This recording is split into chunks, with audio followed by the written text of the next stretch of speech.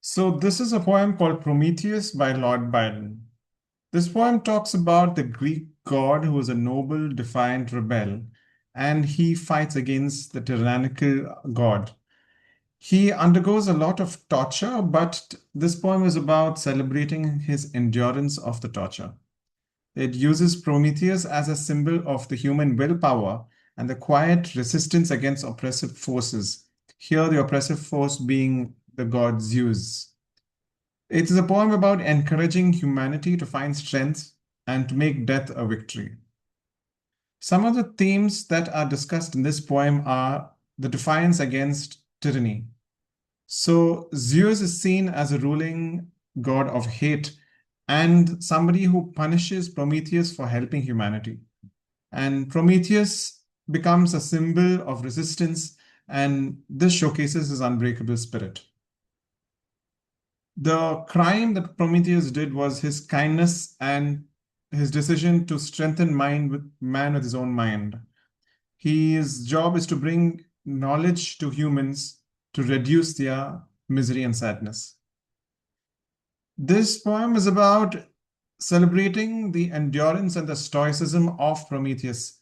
And Prometheus is celebrated for his suffering, and he endures a lot of torment without crying. And his silence on the face of this torture is portrayed as victory to the oppressor.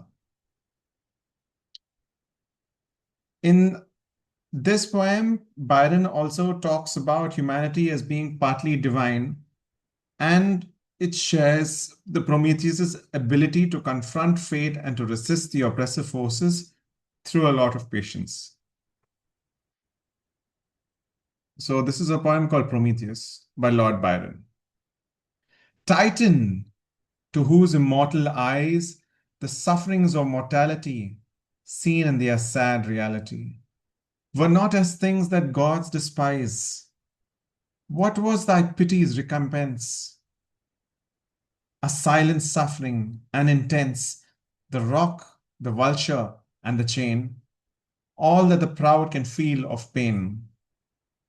The agony they do not show, the suffocating sense of woe, which speaks but in its loneliness, and then is jealous lest the sky should have a listener nor will sigh, until its voice is echoless. Titan, to thee thy strife was given between the suffering and the will, which torture where they cannot kill. And in the inexorable heaven and the deaf tyranny of fate, the ruling principle of hate, which for its pleasure doth create the things it might annihilate. Refuse thee even the boon to die, the wretched gift eternity was thine, and thou hast borne it well. All that the thunderer wrung from thee was but the menace which flung back on him the torments of thy rack. The fate thou didst so well foresee, but would not to appease him tell. And in thy silence was his sentence, and in his soul a vain repentance, an evil dread so ill dissembled, that in his hand the lightnings trembled.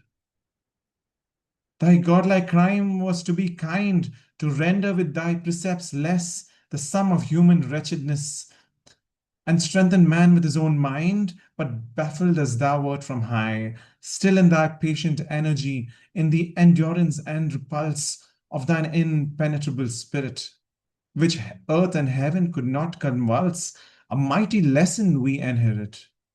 Thou art a symbol and a sign to mortals of their fate and force. Like thee, man is in part divine, a troubled stream from a pure source. And man in potions can foresee his own funereal destiny, his wretchedness and his resistance, and his sad unallied existence, to which his spirit may oppose itself and equal to all woes, and a firm will and a deep sense, which even in torture can descry its own concentered recompense, triumphant where it does defy, and making death a victory.